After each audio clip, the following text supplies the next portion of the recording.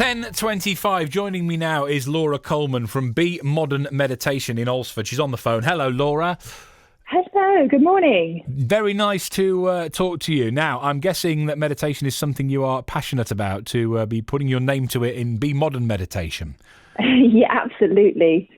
We could be doing with a bit more of it, I think, perhaps in these times, because we've talked quite a lot about people's mental health being affected by everything that's going on, the constant flow of news and the lockdown and all the rest of it. So as an expert, Laura, how will meditation help us with this?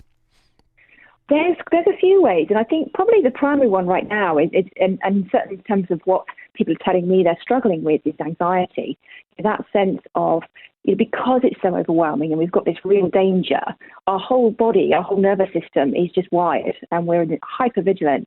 And at its simplest, meditation, what it's doing is it's just switching you off that stress response track to the relaxation response, even just for a moment, and it just gives you that capacity to cope better. That's kind of, I suppose, at its core, but it also allows you to have space in your head to come back to right now, because usually right in this moment, we're okay.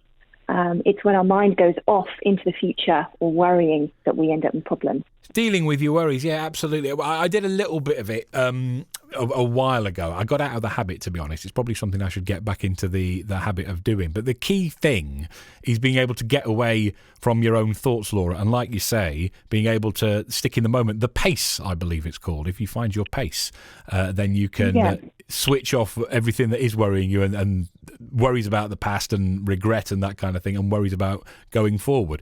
But it must be tougher than normal at the moment, or is it tougher than normal at the moment, just because people have so many more worries about what's going on?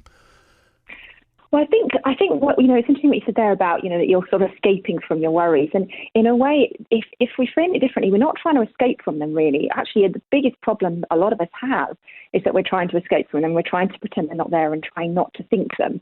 And as soon as you try not to think a thought, like, don't think about pink elephants, of course, that's all you can do. And part of the beauty of meditation is that actually, you don't actually have to empty your mind.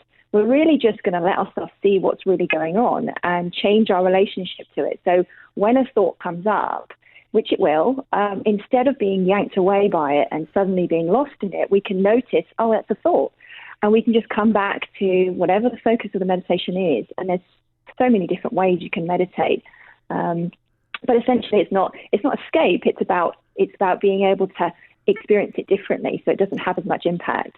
I remember when I was being taught about it for the first time a few years ago, and lots of people use lots of different techniques, so everyone is probably a little bit different. But the one I was taught about was, think about all the things that are worrying you in the moment, and imagine that you're writing them down on a piece of paper, and then imagine yourself screwing up that piece of paper and chucking it in the bin or letting it float away as if on a stream or something like that. Is that, and I still think of that sometimes. Is that a useful technique, do you think?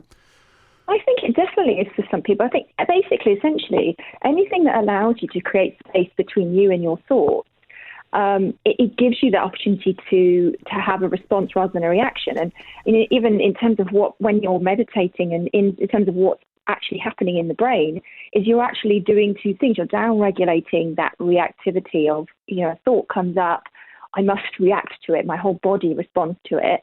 If I've got a bit of space, I don't have to react straight away, which means I can activate a different part of the brain where I'm actually able to see the big picture and emotionally regulate and think, okay, does this need me to do anything? And we can just change almost the part of the brain that we're using. And it's that kind of a form of brain training, really, in that you're training your mind to have that distance, so that you not distance in terms of avoidance, but just I've got breathing space. I can actually, something can come up and happen. And I can actually choose how to respond instead of being yanked around. Are you finding you're getting more inquiries about it at the moment as more people have turned their minds to maybe finding out more about meditation? Yeah, definitely. I think actually one of the biggest things is that people have suddenly got so much time and they can't escape from their own mind.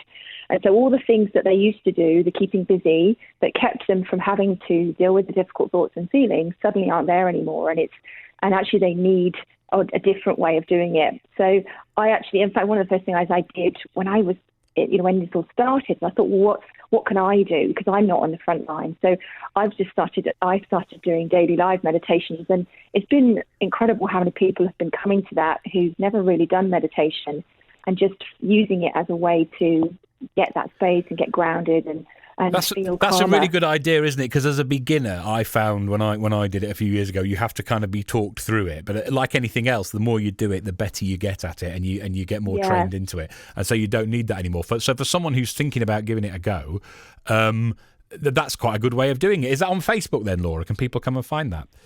Yes, it's in the Facebook group. But it's Be Modern Be. So Be Community it's called. If they go to my Facebook page, Be Modern Meditation, there's a link there to join it. Oh, in the group. And then it's a really, I think that's the thing, is keeping it simple, starting small. If you think of it in terms of that brain training and exercise for the mind, you wouldn't go straight to running a marathon. You'd take those baby steps, and having guidance is a really useful way to do that. Well, it's interesting. I think it may have come into its own for a lot of people who've sort of heard about it but never really thought about doing it. And now lots of people have got a bit more time on their hands, and they are thinking about techniques they can use for mental health as well as physical health with our daily bit of exercise a day. So this is a really good time to find out a bit more then, probably, Laura. Yeah, definitely. But I would say just be kind to yourself about that, because it's really easy to add another thing to I should be learning another language, I should be meditating, I should be exercising, I should be... There's only so many hours in the day. And you're only one person. Yeah, exactly. So, but I would say if you want to invest time in anything, even just 5 minutes a day, you will make a difference to how you experience the rest of your day. And that's pretty powerful to have that tool in your toolkit. Really nice to talk to you, Laura. Good luck with it, and well done for starting the daily sessions online. Laura Coleman of Be Modern Meditation in Alresford. You can find her Facebook page, Be Modern Meditation, to find out more. This is BBC Radio Solent. It's 10:33. I have loads of people to say